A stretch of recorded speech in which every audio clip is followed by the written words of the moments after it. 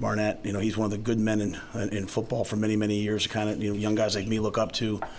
Spent several years there. Was at Florida State. I think what he's done for his alma mater, he was an All-American there. He's a great player there. What he's done for his alma mater, stepping in and filling the void, I have a lot of respect for. So, a lot of respect for this football team. I know, Coach D'Antonio's back with them. They're really, really, really physical up front. In the upper half in the Big Ten in rush defense. So it's a challenging matchup for us with the way that we play. So it should be a heck of a game. Speaking of that, their defensive front, how do you think the offensive line played against Purdue? I thought they played well. Yeah, I thought it says 3 sacks, but 2 of those are on the quarterback. And I say on the quarterback, I'm not mad at them about it. Like, we play, right?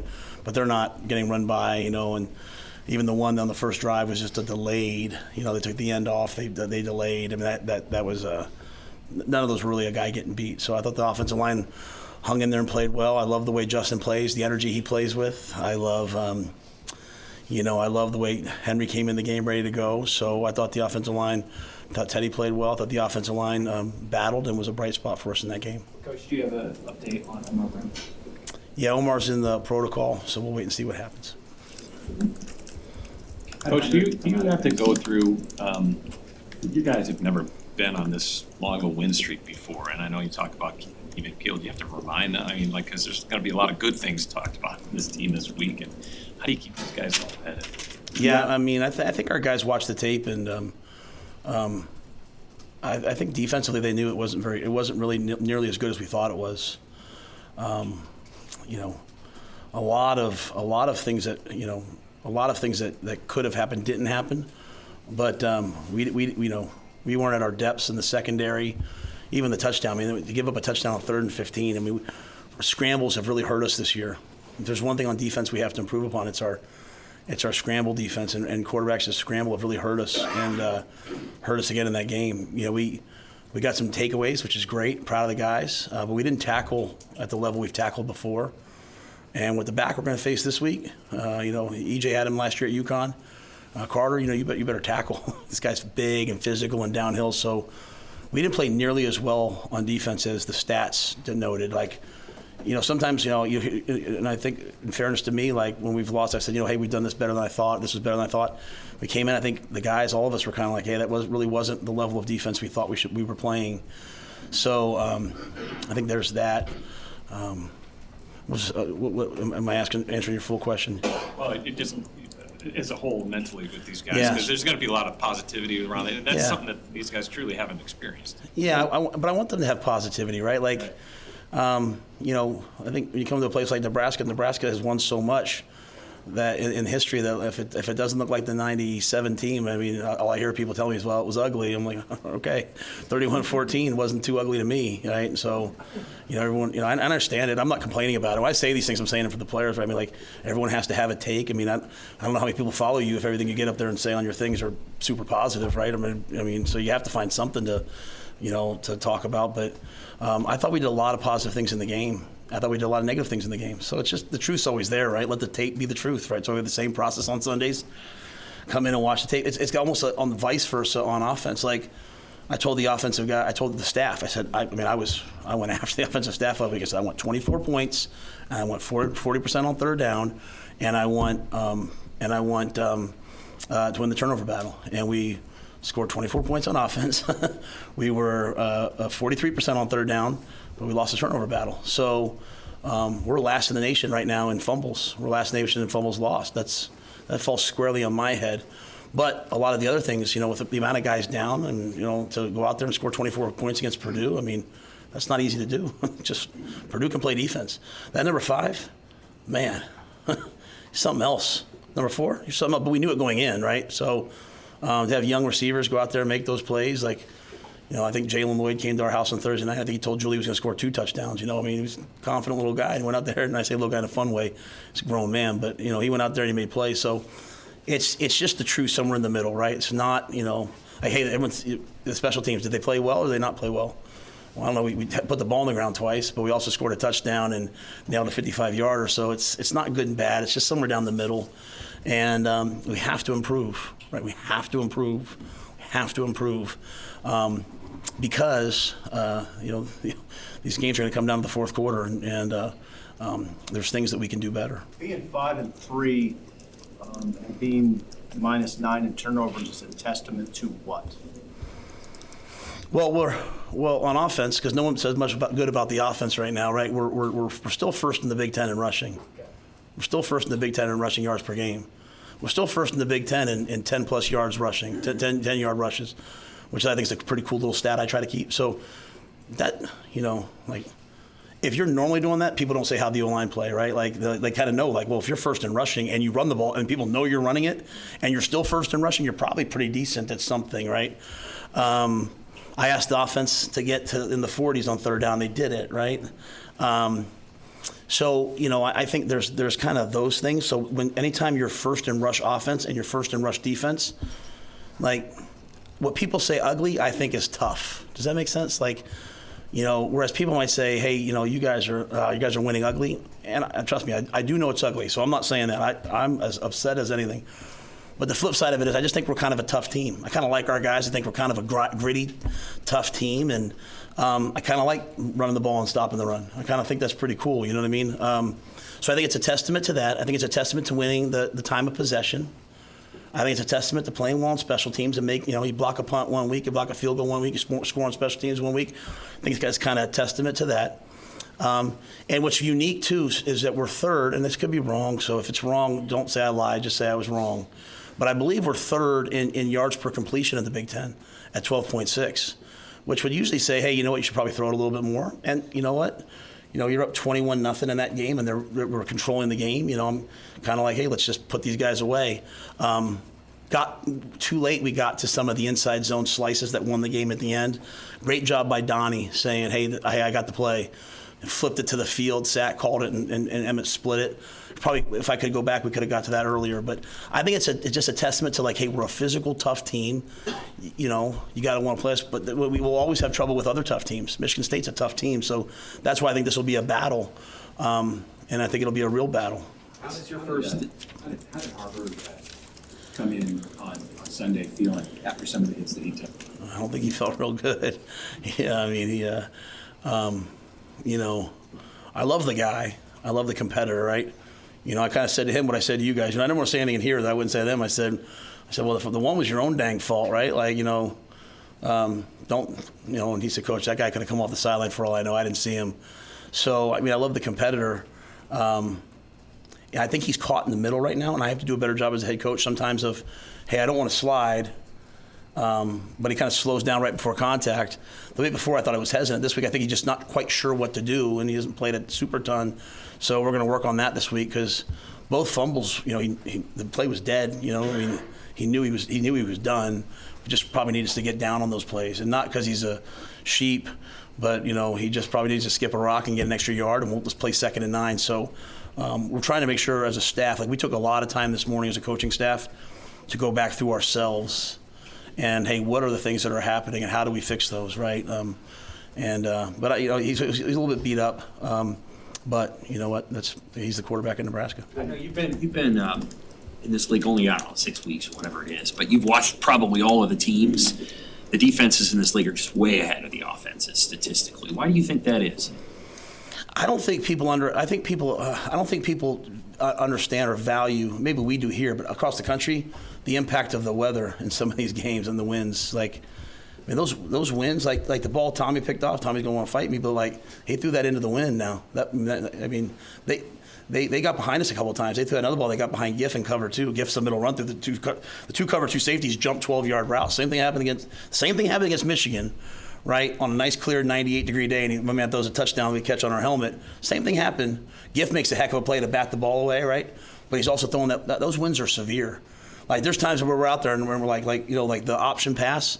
We would have preferred to have called that that we hit to Jalen. We were going to call that in the first quarter, you know what I'm saying? Just the wind kind of felt swirling and all those different things. And so now we ended up throwing that ball with the wind, and I almost looked like maybe it was going to be overthrown it once, but Jalen's so fast. So I think the wind and the elements is a real factor. I think I heard Alvano say it, he kicked a 55-yarder in those elements. It wasn't, 80 degrees in Jacksonville, Florida. So I think those are some of the things that are there. And then, other than that, I don't know. I mean, you see a change in the league now, going to some teams that are, going to some teams that are more spread, right? So, Purdue obviously was a spread offense. Wisconsin runs the ball a ton. They have some, a lot more 11 personnel. So, other than that, I don't know. But I do think the weather's a real factor. So different from the Big 12, which you were in, though. Yeah, but I mean, we were playing. I mean, there was never a day. There was never a game where the elements ever affected us other than the heat. Like, you'd be crazy to be in the Big 12 and not be a tempo team. We played a game at Baylor. Like, it was an 11 o'clock game where they had to remove the cheerleaders from the field because it was unsafe. Our D-line coach's shoes melted into the turf. Like, yeah, okay, so go tempo, run 100 plays, and play against the other team's threes. Is that going to work here? You know what I mean? Like, so it's completely different. I used to beg Mac Rhodes. I say, hey, do me a favor. Like, these non-conference games, you need another FBS opponent. Go get someone from the north and make them come down and play in Texas. So it's just that. Like when we start playing teams from warmer climates, I'm not gonna say like I'm hoping they come here in November. You know what I mean? So there's just different things, different places, right? And so that's why NFL teams, I think, love Big Ten. From what the guys I talk to, love Big Ten O-linemen, because they know that hey, they can handle these elements. They can play in the cold. We've played in 43 degrees. We've played in 32 degrees already. I mean, it's a challenge. Will Marquise Buford be available? And with the 4 games left to go, how much flexibility do you have with some of these younger linemen now, like Sledge and Gatula and other guys that have a red shirt still they can use? Yeah, Sledge and Gatula would be up for these next 4 games if needed, if they're needed on the PAT field goal team or if we have an injury so they're ready to go. So that was kind of the plan all along. Keys tried to practice a little bit last week. It was sore each day afterwards. So, I don't know if he'll be ready to go or not this week. We'll have to wait and see. Probably be a game time decision, in terms of, hey, he wants to go, but is he ready to go? But, we'll practice him. And really, I wouldn't know anything until we'll have Tuesday practice. Can he practice on Wednesday? And then after he goes Tuesday, Wednesday, how does he feel on Thursday? Because the last thing I want to do is in any way do anything to hurt Marquise Buford. I mean, he's not only a talented player, but a great teammate. And it's really interesting to see him because he's been kind of like in the mix but off to the side. And so his perspective, I think, on football is really cool right now because he kind of sees it sometimes as a coach and sometimes as a player. So I'd love to get him back out there, but I don't know that he'll be ready this week. I'm not sure. What does Quentin Newsom mean to this team that he was named Big Ten Special Teams Player of the Week? Yeah, very fired up for Quentin, and I should have said that in my opening remarks. They told me that earlier. If he doesn't jump on that fumble, the game might be different on the punt return, right? But the fact that you have a senior who's out there playing on the punt return team, I think that who speaks a lot to him. He's an NFL player, and he's out there playing on the punt return team. That we can make you do that, but we're not making him do that. He's helping the team, so I appreciate that. I appreciate what he did on the field goal block. I mean, he's exactly where he's supposed to be, but then he also brings his own unique talents. Like he Willie Mays caught that ball right over the top of his head. So excellent play. So he's a great competitor, fiery. I think the guys respect him. We can't play defense the way we're playing without guys who can play man. And him and Tommy and Malcolm and Giff and Omar and Phelan, they're doing a great job. How do you approach things right now with Jeff Sims? Obviously, there's scenarios where you could need him. What is his confidence like when he's only played a couple times since week 2, and hasn't had the outcomes that he would like? I don't know what I wouldn't want to speak for him. I just know that Jeff puts as much time in as anybody else. Tough scenario to get put into. Like, hey, go in there. Hey, all of a sudden you go in there to play, and it's not like you're going in there to toss the ball around, which is usually as the quarterback what you're going to do. We put him in there and we ran him. So I have a lot of confidence in Jeff Sims. I think Jeff is a competitor. You're the starting quarterback. You get banged up, someone else goes in, then they become the quarterback. You watch when we do I think I said this last week. I'll say it one more time. You do those videos that we do, and it's one thing to see a guy celebrate, like Heinrich scores, you see him celebrating with, oh, what a good teammate. I watched and saw when he threw the ball to Malachi on the sidelines. They showed the cinematic view, and as he dropped back, you could see Jeff putting his hands up like touchdown as it happened because Jeff cares about the team. And so I have nothing but the greatest of respect and admiration for Jeff. And he's ready. When his number is called, he's ready. And Chubba is back to form, and I'd have no problem putting Chubba in the game. So we have 3 really good quarterbacks. To me, the fumbles are something that falls on me. How have you seen Emmett Johnson kind of grow into his role the last couple of weeks, and what do you expect from him in the future? Yeah, I think Emmett's the guy that can do the most things, and I don't want to say that bad about anyone else. I just think he's really versatile, right? He can catch the ball out of the backfield. He can run between the tackles. He can run outside the tackles. He can run in 4 minutes because he's going to have excellent ball security. But he also picks up the blitzes, and so on the one drive where where it was 14 plays, 12 plays, whatever it was, that was a couple different third down conversions. That's a third down conversion to Jaden Doss, where they blitz the linebacker and Emmett steps up and strikes them and blocks them. So I think Emmett just does whatever's needed. And I was happy that he had the long run because, it's one thing to be, hey, I can do everything, I'm sturdy. But when you realize, hey, I can make people miss and go too, then it changes everything. So that's a talented running back room we have. We need to get more out of the room, and that's not them, that's us as coaches. Utilizing those guys. Like Fleece came in and was like a shot in the arm, and then we just didn't get back to it enough. Now obviously, if you punch a guy and it costs us 15 yards, that's a problem, and Josh knows that. But I think we just have a lot of good players in that room, and Emmett just being really versatile to help us in a lot of different ways. Going back to your time at Temple and Baylor, your first year here, you've already exceeded their win totals in the first year at those places, but now you're kind of hovering around the success and the wins that you had in the second years at those programs. Is there any similarities between your second years at Temple and Baylor compared to your first year here in terms of just the teams? I think the difference there those years was we were very up and down week to week, right? Like, we'd win a game. Like Baylor the second year, we'd win a game, we'd lose a game. Like, we lost 66-33 at Oklahoma, and Lincoln Riley, the good man that he is, basically took a knee to not make it 70. Kyler Murray's the greatest player I've ever seen on the football field. We hung in there for a long time, and they just took off. And then we came back the next week and we upset Kansas State. And then we go to West Virginia, we get our brains beat in on a Thursday night, and we come back the next week and we upset Oklahoma State. So it was just, we were very much like this, like trying to learn how to win.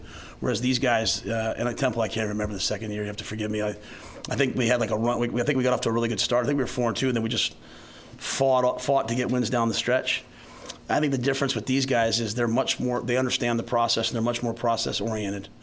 Right, like these guys, like they do exactly what we ask. They are bought into what we're asking them to do, and so my challenge to them has been for the older guys. It usually takes longer for the older guys because it's like, well, we used to do this, now we do this, and it's not that they don't even want to do it. It's just hard for them. Whereas like Jalen Lloyd and Emmett Johnson, when they score, we do this little X factor across the goal line we believe in, like. Christian McCaffrey, I look at it like Christian McCaffrey does it, so you guys should do it. And you see when Heinrich scores, he does it. You see when Jalen scores, he does it. You see when Emmett scores. So the young players, it's just kind of all they know, and this is the process. The older guys have to kind of learn a new process, and my challenge to them has been, man, double down on it one more time here and see what you can do. See if you can go get another win this week. See if you can go 1-0. Truly be 1-0 mindset, right? Truly, don't say, yeah, we'd love to get X, Y, and Z done, but we're going to try to go 1-0 this week. Just truly buy into that process of, man, what do we have to do this week to play well? So they're far ahead of where we were in our second years at Temple and Baylor. What is the X factor you're talking about? Yeah, we just, we hold the ball. They say 4 points of ball security. We talk about a fifth point, when anytime you're in traffic or in 4 minute, the Minnesota fumble, the Illinois fumbles, those all should have been a fifth point of ball security. So we call it the X factor because you're making an X, right? And so anytime you're going to hit me, and I always want the ball in the opposite arm so I can stiff arm you and protect myself. Anytime that my arm's here, I go to X factor. So Heinrich, the guy was to his arm, he should have just gone X factor and that wouldn't have happened, right? So it's all technical. It's not that the guys don't care. It's all technical. A lot of our fumbles have come from snaps. It's all technical. It's seeing the ball in. It's making a good snap. But yeah, so it's just what we do is we always say hey, when you break a long run, right? When you break a long run, if there's any chance they have to knock the ball, they're running from behind. It's always the guy you don't see. So we just X factor going across the goal line, and it's just a statement that hey, anytime we're inside the 5, we're going to do that. So. We still have guys, some of our older guys, they still want to reach the ball across the goal line. They still want to do those things. Our young guys know that that's not what we do. And so, my wife told me I'm a jerk because I yelled at Quentin and Tommy for high five, and she's like, oh, they're having fun. And I'm, just there was not too long ago, you guys were asking me about all the close losses, the close losses. The close losses come from reacting instead of having a process. This is what we do. We do this, and just do it even when you think it's stupid. So when I see Emmett and Jalen do that, I'm proud because it's hey, they're just doing what we do, not making a decision. Should I do it now? Should I not do it then? And to me, we've gone from talking about close losses to ugly 31-14 wins. Now this could be a close loss this week, so we have to fight the fight of the process, and that's and the process sounds so stupid, but it's just really just doing what we're supposed to do. Hey, you've been in this facility now for, 2 months? What do you like most about the new building? Well, I haven't been in it. I'm still in my old office and all those things, so I'm excited to get into those new things. I just love the commitment to recovery for our guys. You could tell right now, you could probably tell I haven't slept much since the game on Saturday.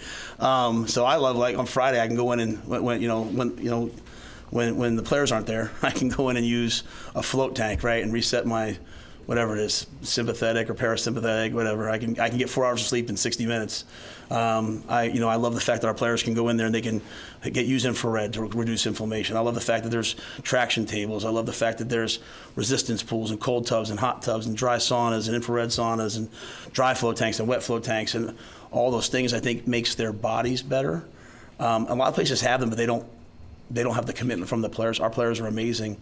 And Mitch Cholowinski and his staff do a great job of not enforcing, but teaching. And I think it helps our guys' brains. It helps them handle, like you talk about the stress of the season, having these recovery modalities. So whereas, when I got here, people would talk to me, all they wanted to do was talk about the building was the recruiting path and recruiting this and recruiting that. Nothing recruits better than players who are happy.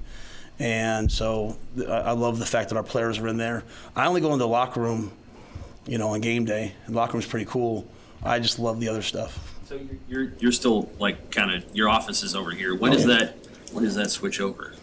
Whenever they get the building done, I think we made a change. It just philosophically, kind of like as we were kind of going down the spring, I was like, just get the players in. To me, the program's all about the players. Like I don't care what office. I can work out of a Starbucks. Like to me, it's like just get the players in. So we, all the fine people that worked on it did all that to get that ready. So I think later this semester, and I wouldn't really, even if it was ready right now, I wouldn't move my office in the middle of the season. We moved the meeting room. So our guys, they practice over there. They kind of come up the tunnel walk and they come in here and they do their meetings over where they used to. And Kristen, our performance nutritionist, does an amazing job of feeding them all these different places. So it's worked really well. From your experience, when you face a team like Michigan State, they've lost 6 in a row.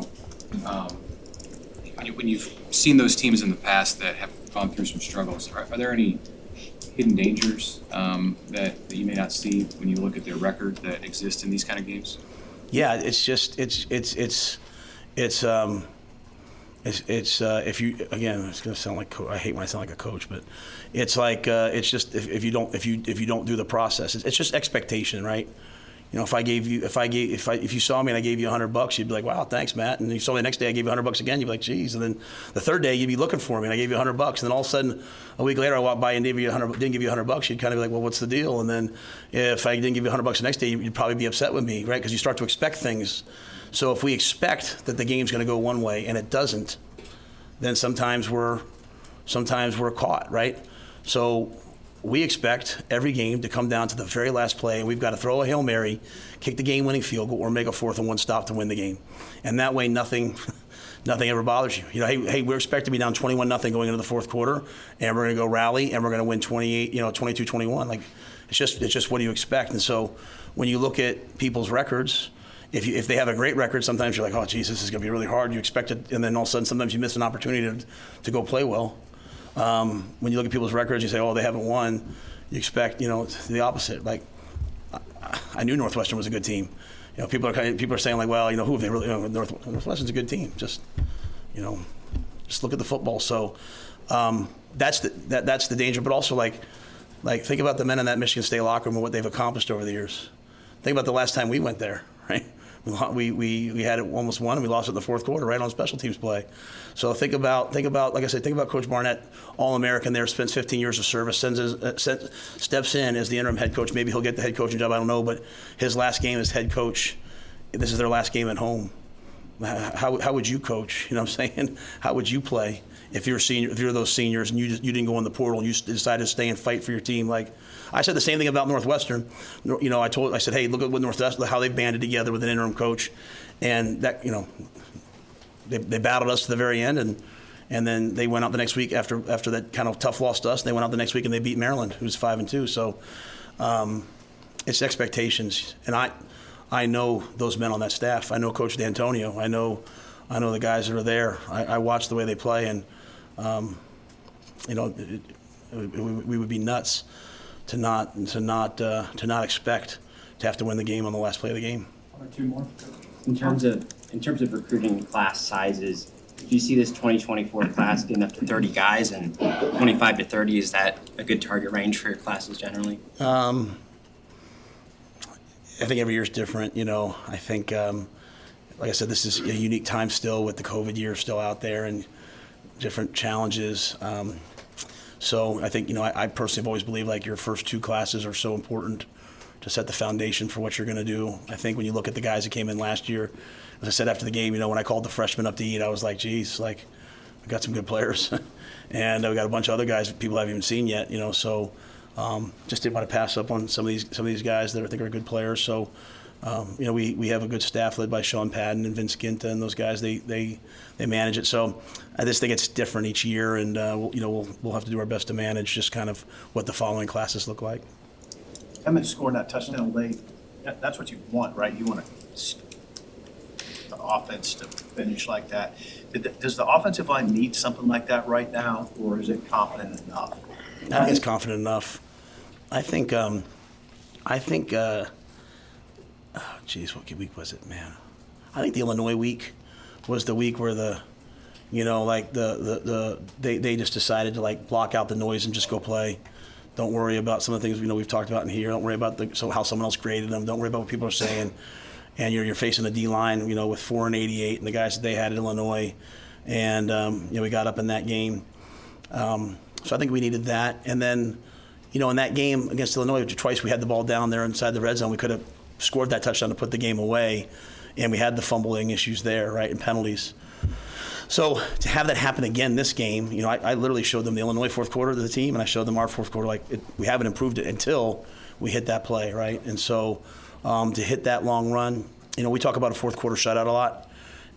That's one of the goals of our program, and that includes 75 yards rushing in the fourth quarter. I don't have it in front of me. I think Sean said it at the time. It was 76 yards rushing in the fourth quarter that we had. That's a big deal, right? That's a really big deal. So that's kind of like, to me, running the football. Like you stick with it, you stick with it, you stick with it. We've been lucky with some explosive runs, but you stick with it, and then hoping in the fourth quarter that you're kind of in better shape, or that your work that you put in, the way we practice. The way we practice kicks in the fourth quarter, and the way we practice kicks in November.